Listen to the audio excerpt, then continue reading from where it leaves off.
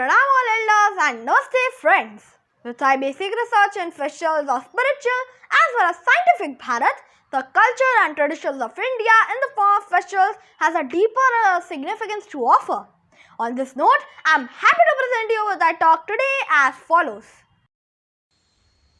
Greetings to you all of Happy Gudi Padwa in Maharashtra and Western India region, or name it as Ugadi or Puthandu in South India, or Samvatsar Parvo. This festival is known by different names in different states. It is also known by the name of Cheti Chand by Sindhis, Nevra among the Kashmiri Pandits, Pohla Boishakh among the Bengalis in West Bengal and Bangladesh. Basically, Gudi Padwa or such above names is considered to be the day of new beginnings, as it marks the beginning of the Hindu New Year on the full moon of the month of Chaitra, which falls in the late March or early April in the English calendar, which is the beginning of the spring season technically. According to mythology, Lord Brahma created the universe on this day, so it's the happy birthday of our earth. As per Hindu scriptures, it is also celebrated as Lord Rama's crowning and taking charge of his kingdom after his exile for 14 years, and Ram Rajya was established. What a day this is, where everything is so positive and glorious. This day also has an astrological significance. According to Vedic astrology, the position of planets and stars influence our human life. On this day, Sun moves into the first sign of zodiac Aries. This transition is believed to be an auspicious time for new beginnings and starting new projects, including moving into a new home. So, we see people clean and decorate the houses with colorful rangolis and good deeds. The name Gudi Padwa is used by the people of Maharashtra. The word Gudi means flag or an emblem, and Padwa means the first day of the month of Chaitra.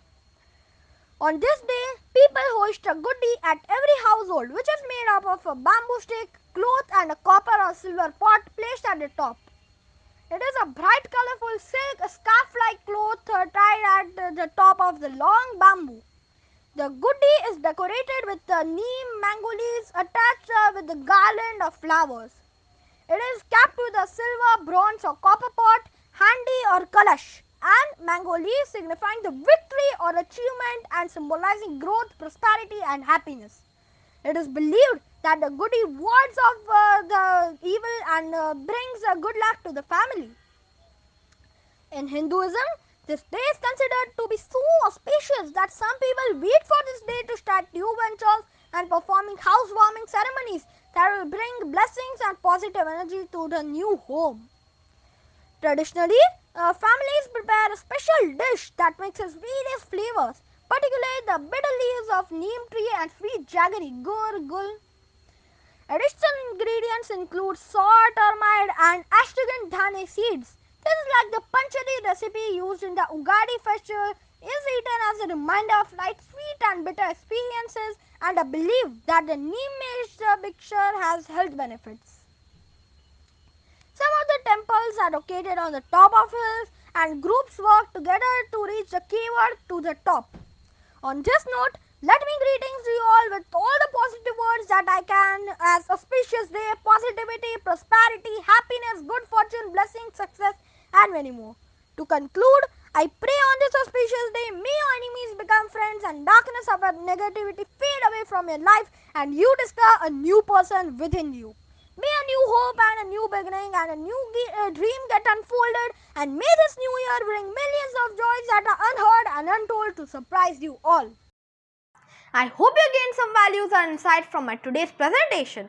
So, if you like it, don't forget to press the bell icon below with the subscribe button to stay tuned on my yet another talk on the great festival of India, which I call it as Pastival, based on my book Pastival Cultural Futequal.